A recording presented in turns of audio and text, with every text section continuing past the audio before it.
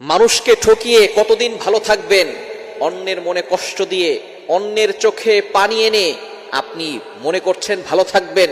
আল্লাহর কসম করে বলি, অন্যের চোখে পানি যে বের করেছেন, ওই পানির হিসাব আপনাকে অবশ্যই দিতে হবে। কড়ায় গন্ডায় আপনাকে হিসাব দিতে হবে। কেননা আল্লাহ তাআলা তার নিজের হকগুলো ক্ষমা করে দিতে পারেন।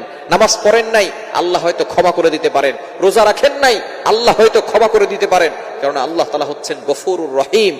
কিন্তু আপনি মানুষের মনে কষ্ট দিয়েছেন, অন্যের মনে কষ্ট দিলে সেটা আল্লাহ কখনো ক্ষমা করবেন না, যতক্ষণ পর্যন্ত মানুষ আপনাকে না ক্ষমা করবেন। সুতরাং মানুষকে ঠকিয়ে আপনি কখনো ভালো থাকতে পারবেন না। মানুষের মনে কষ্ট দিয়ে আপনি কখনো ভালো থাকতে পারবেন না।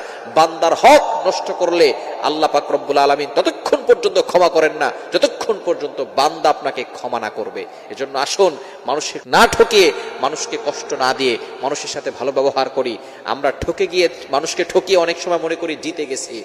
এটা জিতা নয়, আসল জেতা হচ্ছে আখিরাত। একটা সময় আসবে